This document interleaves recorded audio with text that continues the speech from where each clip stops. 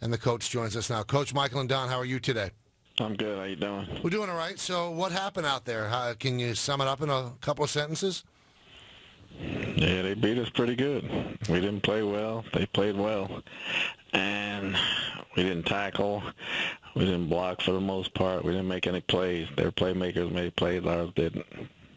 Yeah, the missed tackles, I think, were the most glaring for me, Coach. How do you attest for the fact that a team that's been pretty good at that all year just had those kind of letdowns tackling?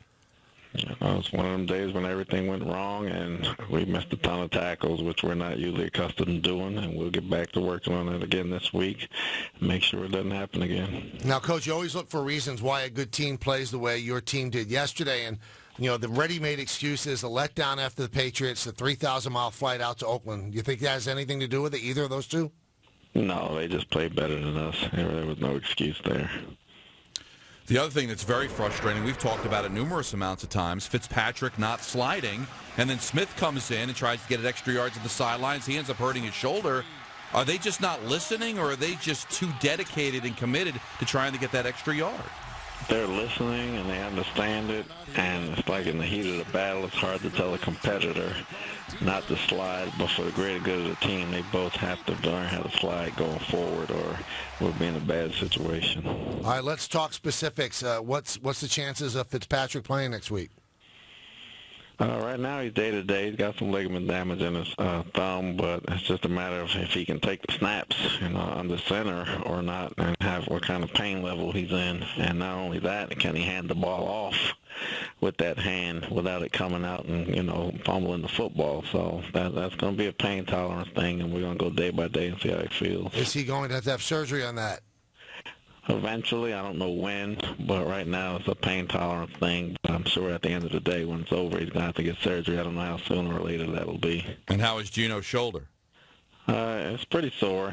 Structural damage is done to it, and he's also day by day, and they're both pretty sore right now, so we're going to have to see how they heal during the week. The thing that I didn't understand about Geno, the Fitzpatrick thing, he's trying to gain the extra yard. Geno was either going to be tackled or he could run out of bounds there, and it looked like he was trying to play linebacker. Did that play by Geno anger you? Especially because the other quarterback was down and he was the last quarterback standing? Yeah, I thought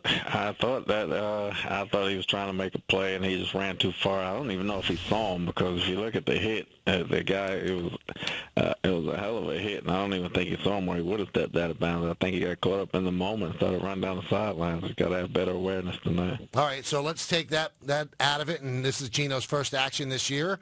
What was your grade for him? How do you feel he performed? He did a lot of good things. He fought. He kept coming back. He took some shots. You don't want to take sacks at the end of the ball game from that part of it, and you got to get out of bounds on that run, like you said. But I thought he made some positive steps, and he really made some good throws. With two banged-up quarterbacks and a rookie, are you in the market to maybe bringing another arm here this week? We're looking around for one just in case, so we haven't made a decision on that yet, but it's not out of the possibility. Now, Matt Flynn obviously was familiar with the Jet scheme. Is he somebody that you're considering?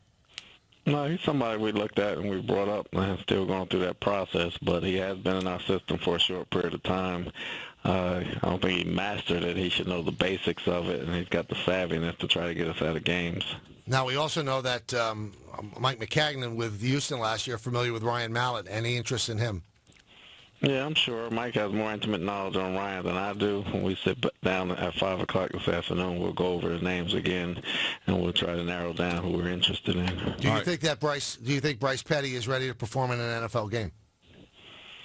Well, he's going to have to. I don't think he can do what Ryan does as far as getting in and out of plays or do some of the things Geno can do, but he does have a good command of the offense, and he has a lot of confidence, so it'll be a different type of game plan for him if he had to play, but yes.